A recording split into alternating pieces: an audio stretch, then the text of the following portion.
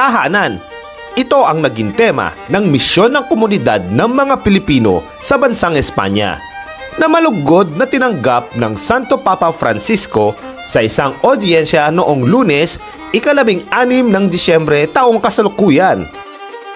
Ganito, sabi-sabi kami na umakyat para masaksihan ang aming private audience kay Pope.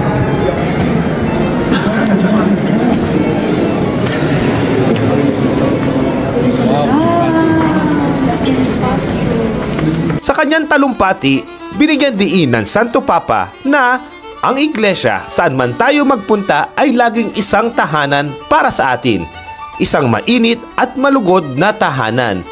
At ngayon, ang bahay ni Pedro ay para din sa mga Pilipino bilang isang tahanan.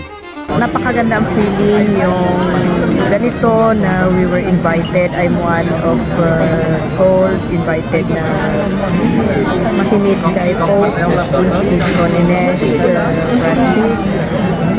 It's undescribable and it's really a blessing of life.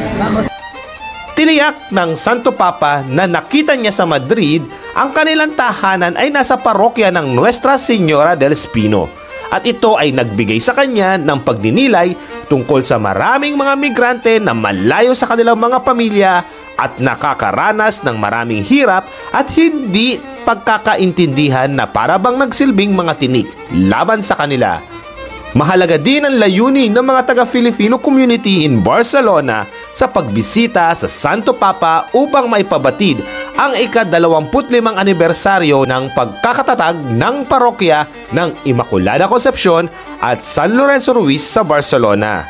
Salamat tayo na napasama tayo sa makapiling ang Santo Papa sa loob ng ating pagdiriwang ng 25 years anniversary ng parokya. Ito isang biyaya. At hindi lamang tayong Barcelona kundi ang buong mga Pilipino na narito sa Espanya ay makikipag-daupalad sa ating Santo Papa. So ito yung diwa ng Single Church. We're journeying together in communion, participation, mission. So hope we will be blessed bilang lahing Pilipino. God bless. Thank you. Ayon sa Santo Papa, si San Lorenzo ay isang maganda at makulay na halimbawa sapagkat siya ay nagpapakita ng pagsasama ng mga kultura. Ang kanyang pamilya, tulad ng kay Cardinal Tagle, ay may pinagmulan mula sa mga Intsik at Pilipino at pati na rin sa Espanyol na nagbigay sa kanya ng pananampalataya, kaya't nagsanib sila sa isang magandang mestisahing kultura. Sa okasyon ng ika-25 anibersaryo ng parokya ng Immaculada Concepcion at San Lorenzo Ruiz sa Barcelona, sinabi ng Santo Papa sa kanyang mga tagapakinig, totoo na ang simbahan. Saan man tayo magpunta, isang mainit at malugod na tahanan para sa atin, at ngayon ang bahay ni Pedro ay tahanang ito para sa inyo.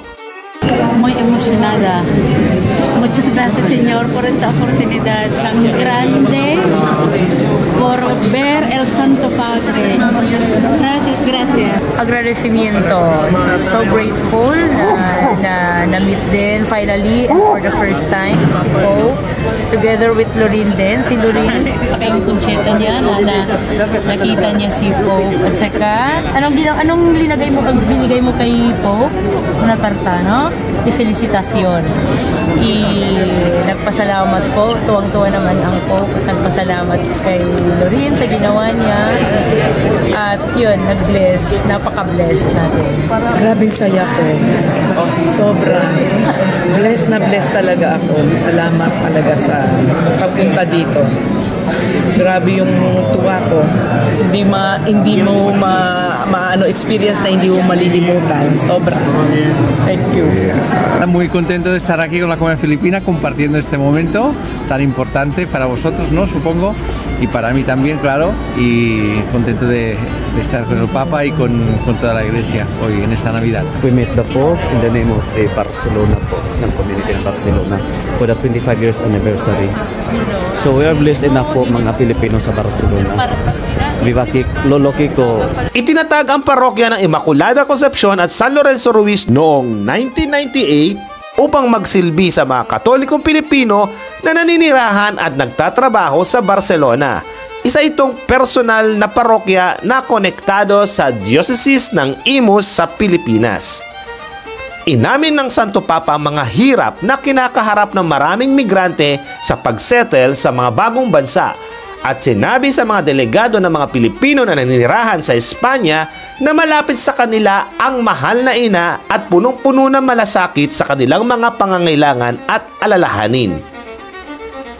Ayon sa kanya, sa mga tinik na ito ipinapakita sa atin ng ating mahal na ina upang hindi tayo mawalan ng pag-asa at magawa nating harapin ang mga problema nang may pagtitiwala sa kanyang proteksyon at kalinga. Ibinahagi ito ng Santo Papa sa mga kinatawan ng parokya ng Barcelona. Ang Parokya de la Immaculada Concepcion y San Lorenzo Ruiz. Tinutukoy ang halimbawa ni San Lorenzo Ruiz, patron ng mga migrante, kabataan at mga altar server ng Pilipino. Sinabi ng Papa na ang santo ay kumakatawan sa isang magandang integrasyon ng mga kultura at isang inspirasyon ng huwara ng pananampalataya at misyon.